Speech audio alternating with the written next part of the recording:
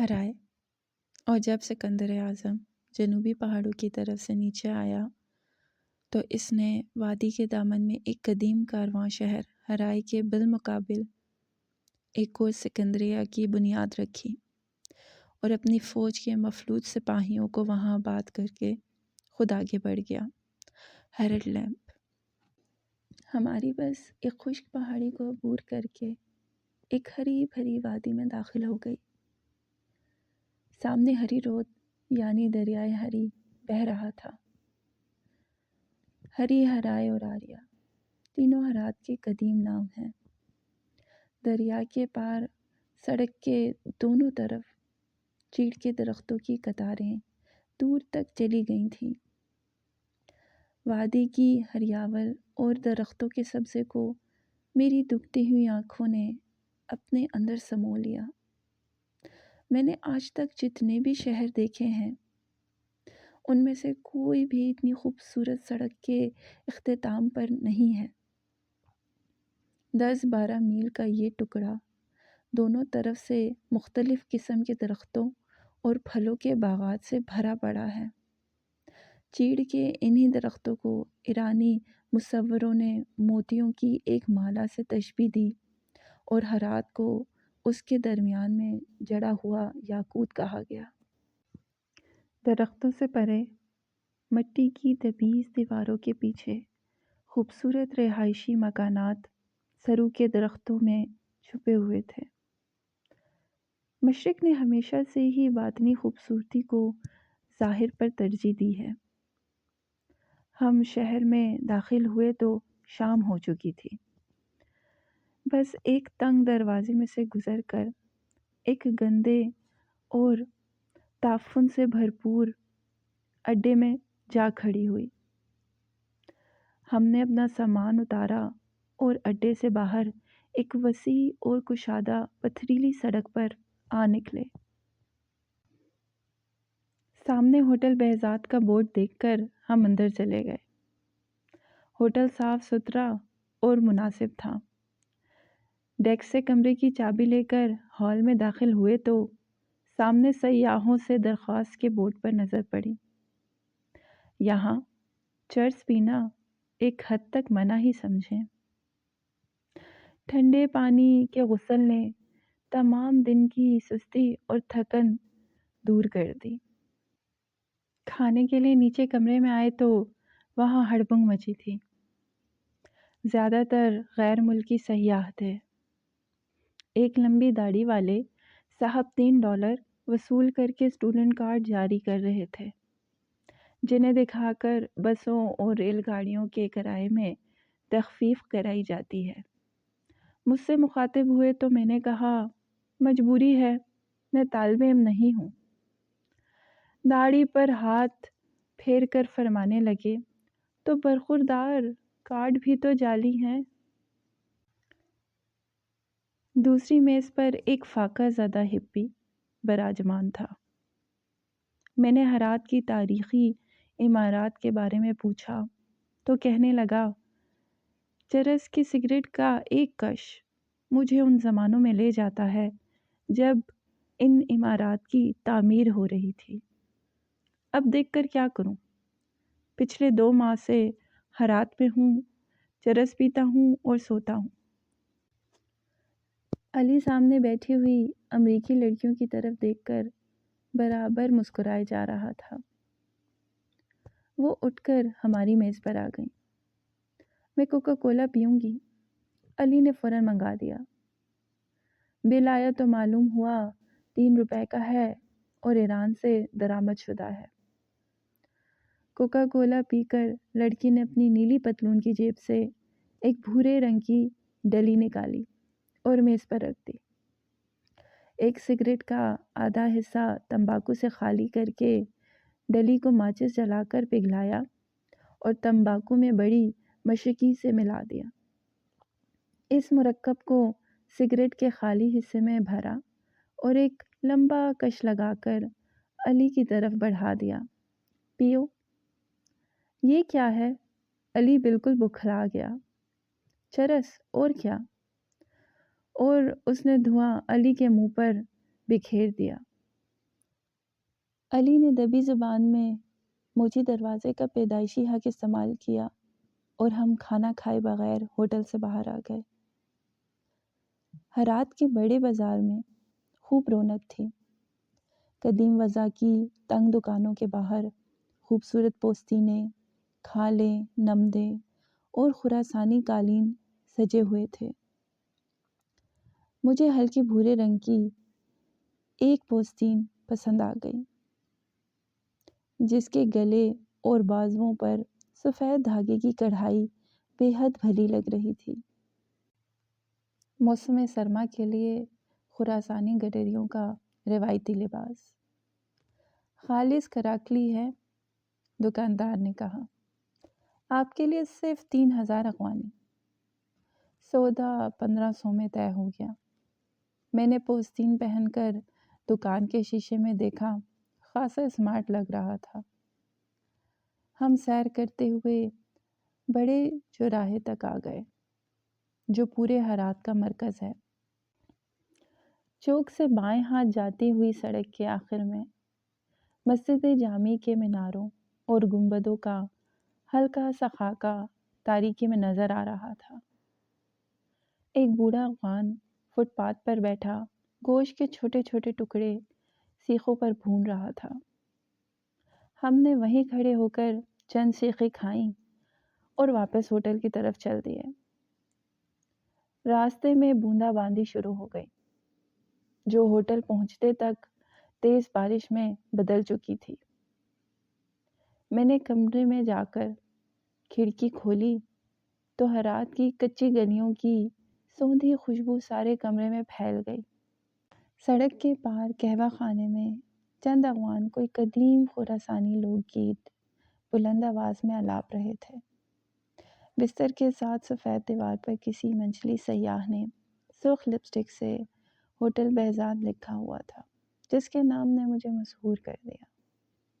میرا پسندیدہ مصور بہزاد، جو ایرانی نقاشی کی تاریخ میں لقب دوام حاصل کر چکا ہے، اسی شہر میں پیدا ہوا۔ وہ تیموری سلطان حسین مرزا کے دربار میں مصاحب تھا۔ اس زمانے میں ہرات تیمور کے سمرقند سے بھی دولت مند اور حسین تھا۔ اس نے تیمور کے عسکری کارناموں پر مبنی ایک مصور کتاب تخلیق کی، جس کی تصاویر رنگوں کے حسین امتزاج کا نمونہ تھی، نیلے، نارنجی اور گہرے سبز رنگ۔ بہزاد کی تصاویر میں زندگی حرکت کرتی نظر آتی، انسان، جانور، درخت، صحرا سانس لیتے ہوئے محسوس ہوتے۔ مختصر تصویر کشی میں بہزاد بلا شبہ سب سے بلند ہے۔ آج شہر بہزاد کے اکثر باشندے اس کے نام سے بھی ناآشنا ہیں، یہاں تک کہ اس کی جائے ولادت کا تعین بھی نہیں کیا جا سکا۔ میں انہی خیالات میں مگن تھا کہ نیند نے آ لیا۔ دوسری صبح ہم ناشتے کے لیے قہوہ خانے میں چلے گئے۔ تندور کے ساتھ مٹی کے فرش پر دری بچھی تھی۔ الاؤ کی حدت فرش میں سرایت کر کے ہم تک پہنچ رہی تھی۔ تازہ میٹھی بلائی اور گرم نانوں کے بعد قہوہ آ گیا۔ پیالیوں کی تہہ میں باریک چینی پہلے سے موجود تھی۔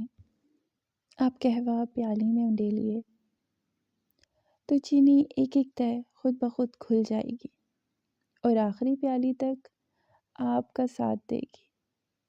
آج ہرات کی سیر کا پروگرام تھا۔ ہرات اور قدیم تاریخ کا چولی دامن کا ساتھ رہا ہے۔ کسی زمانے میں اس کی خوبصورتی ضرب المثل تھی۔ ایک پرانی کہاوت کے مطابق خراسان ایک صدف تھا، جس میں ہرات ایک آپ دیدہ موتی کی طرح چمک رہا تھا۔ 1340 ہجری میں ابن بطوطہ کا یہاں سے گزر ہوا تو اس نے اپنے سفر نامے میں لکھا، پھر ہمارا شہر ہرات میں ورد ہوا۔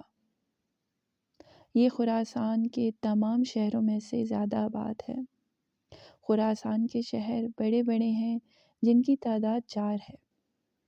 ان میں 2 یعنی ہرات اور نشاپور آباد ہیں اور 2 یعنی بلخ اور مرو ویران پڑے ہیں۔ قدیم تاریخ میں اس علاقے کو آریہ یا آریانہ یعنی نسل آریہ کا مسکن کہا جاتا تھا، جو بعد میں بگڑ کر ہری ہو گیا اور پھر ہرات کے نام سے مشہور ہوا۔ شہر کے جنوب میں ہری رود یعنی دریائے ہری اب تک اسی نام سے پکارا جاتا ہے۔ 327 ہجری قبل مسیح میں سکندر اعظم نے اسے آرتکونا کا یونانی نام دیا اور اس کے بالمقابل ایک نیا شہر سکندریہ آباد کیا۔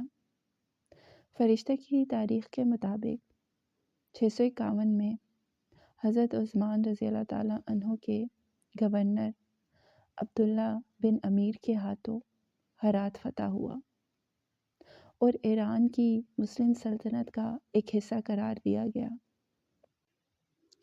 ان دنوں یہاں کی اکثر آبادی حضرت زرتشت کی پیروکار تھی۔ غزنوی سلطانوں اور سلجوق ترکیوں کے بعد یہ شہر خوارزم کے سلطانوں کے زیر نگین آ گیا۔ اس دور میں ہرات خوبصورت عمارات اور زمین کی زرخیزی کی وجہ سے مشہور ہوا۔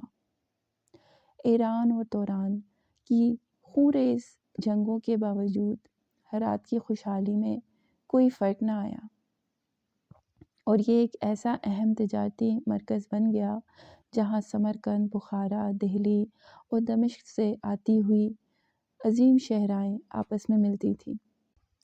ایک تاریخی دستاویز کے مطابق 1219 ہجری میں ہرات میں 12,000 دکانیں، 1.5 لاکھ رہائشی مکانات، 350 مدرسے، 6,000 حمام، سرائے، پنچکیاں اور درجنوں شاہی محلات تھے۔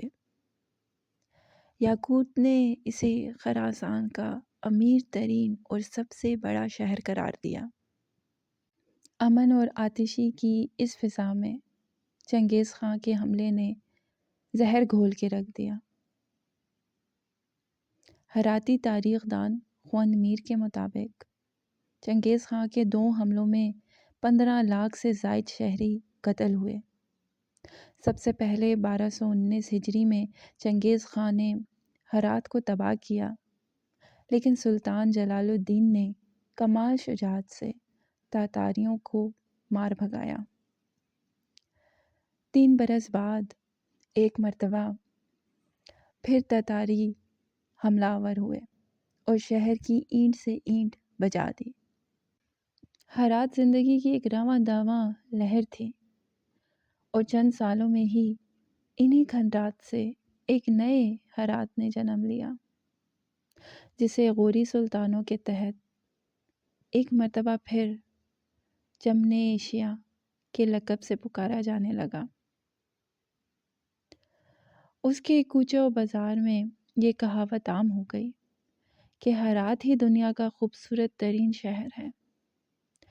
دائمی امن اور خوشحالی شاید اس شہر کے مقدر میں نہ تھی۔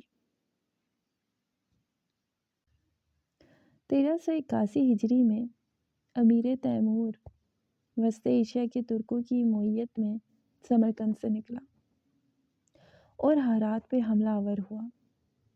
شاہی خزانے کے بیش قیمت جواہرات، طلائی تاج اور تمام سونا چاندی جیہون کے پار سمرقند میں منتقل کر دیا گیا۔ شہر کی فصیلیں مسمار کر دی گئیں اور حفاظتی دروازے اکھاڑ کر فتح کی یادگار کے طور پر تیمور کی جائے پیدائش کیش میں بھجوا دیے گئے۔ ہرات ایک مرتبہ پھر اجڑ چکا تھا۔ تقریباً 8 سال بعد جب امیر تیمور نے خراسان، سیستان اور مازندران کے علاقے اپنے بیٹے شاہ رخ کو سونپے تو اس کی نگاہ انتخاب اپنے باپ کے تباہ کیے ہوئے ہرات پر پڑی اور اس نے اسے اپنا دارالسلطنت قرار دیا۔ شاہ رخ نے منہدم فصیلیں دوبارہ تعمیر کروائیں اور شہر کے حفاظتی دروازے کیش سے واپس لا کر نصب کروا دیے۔ سمرقند کے ماہر معماروں کو شہر کی تعمیر نو پر معمور کیا گیا۔ شاہ رخ کا عہد ہرات کی تاریخ کا حسین ترین دور ثابت ہوا۔ وسط ایشیا کا یہ دارالسلطنت اب مشرقی شہروں کی ملکہ کے نام سے پکارا جانے لگا۔ اس کا حکمران تلوار کا دھنی ہونے کے علاوہ انصاف پسند اور انتہائی پرہیزگار بھی تھا۔ شاہ رخ کی حسین ملکہ گوہر شاد نے ہرات کو خوبصورت اور عالی شان محلات سے سجا دیا۔ آج شہر سے باہر ایک لکدک صحرا میں اس حسین ملکہ کے مقبرے کے کھنڈرات بکھرے پڑے ہیں۔ مقبرے کے شکستہ گنبد کی دیدہ زیب نیلی اینٹیں خراساں کی تپتی دوپہر میں چمکتی ہیں تو ویرانے میں نیلگوں رنگوں کی لہریں ابھرنے لگتی ہیں۔ شاہ رخ کی وفات کے فوراً بعد اس کے بیٹے اور شاہی خاندان کے متعدد شہزادوں کے درمیان تخت کے لیے خانہ جنگی شروع ہو گئی، جس میں سلطان حسین مرزا فتح یاب ہوا اور 1470 ہجری میں تخت نشین ہوا۔ حسین مرزا کو سائنس کے علاوہ فنون لطیفہ سے بھی بے حد دلچسپی تھی۔ اس کے دربار میں شاعروں اور مصوروں کو غلبہ حاصل تھا۔ بہزاد ان میں سے ایک تھا۔ 1505 ہجری میں سلطان حسین مرزا فوت ہو گیا۔ ہرات کی شہرت اور خوبصورتی اس نقطے پر آ کر ٹھہر گئی۔ حسین مرزا کے بیٹوں کی دعوت پر کابل اور غزنی کا حکمران بابر ہرات گیا، جہاں اس کا فقد المثال استقبال کیا گیا۔ تذکرہ بابری کے صفحات میں بابر کی ہرات سے بے پناہ وابستگی پائی جاتی ہے۔ اس کا بیٹا ہمایوں شیر شاہ سوری سے شکست کھا کر ہندوستان سے فرار ہوا تو اسے ہرات میں ہی پناہ ملی۔ اس کے بعد ہرات کا شاندار دور بتدریج تنزل پذیر ہوتا گیا اور اس کی شہرت کا سورج گنہ گیا۔ آج کا پرانا ہرات چند قدیم عمارات، کچے مکانات اور غلیظ بازاروں پر مشتمل ہے۔ البتہ شہر کے نواح میں گورنمنٹ کے دفاتر، ایئرپورٹ اور نئی آبادیاں جدید تہذیب کی مظہر ہیں۔ اہل ہرات کو اپنے تیموری عہد سے بے حد لگاؤ ہے۔ ملکہ گوہر شاد کی خوبصورتی، حسین مرزا اور شاہ رخ کی شجاعت کی داستانیں خراسانی لوک گیتوں میں ڈھل چکی ہیں۔ ہرات کی خوبصورت ترین عمارت مسجد جامع شہر کے جنوبی کنارے پر واقع ہے۔ باہر سے مسجد کی وسعت کا صحیح اندازہ نہیں ہوتا۔ ہم اندر داخل ہوئے تو اس کے وسیع صحن اور گنبدوں نے ہمیں اس کی عظمت اور خوبصورتی کا احساس دلایا۔ مسجد بالکل ویران پڑی تھی۔ رات کو بارش سے میناروں اور گنبدوں کی دیدہ زیب اینٹوں کی نیلاہٹ اور نمایاں ہو چکی تھی، اور تمام عمارت غیر مرئی طور پر شفاف نیلگوں آسمان میں جذب سی ہو گئی تھی۔ اکثر جگہ نیلی اینٹیں اور پتھر اکھڑ چکے تھے، جن کی مرمت کا کام جاری تھا۔ مسجد کے برآمدے میں چند ہنرمند کاریگر نئی اینٹوں کی تراش خراش میں مصروف تھے۔ مسجد کی موجودہ صورت 1200 ہجری میں غیاث الدین غوری کے دور میں ظہور پذیر ہوئی۔ کہا جاتا ہے کہ سلطان نے یہ مسجد مشہور بزرگ فخر الدین رازی کے لیے تعمیر کروائی۔ رازی کا مزار مسجد سے ملحقہ ان کے حجرے میں واقع ہے۔ شہر سے باہر ملکہ گوہر شاد کے مقبرے کے قریب شیخ باگرہ کے مدرسے کے 4 سربریدہ مینار کھڑے ہیں۔ 1858 ہجری میں انگریز افواج نے مدرسے اور مسجد کو منہدم کر دیا تاکہ حملہ آور اسی عمارت کی چھت پر اپنا توپ خانہ نصب کر کے شہر پر گولہ باری نہ کر سکیں۔ ہم جب ہرات چھوڑ رہے تھے تو باکرا مدرسے کے پرشکوہ مینار صحرائی وسطوں میں دراز قد زرافوں کی طرح گردنیں اٹھائے کھڑے تھے۔ ان کی بلندی اور خوبصورتی پر وقت کی تباہ کاریاں بھی اثر انداز نہ ہو سکی تھیں۔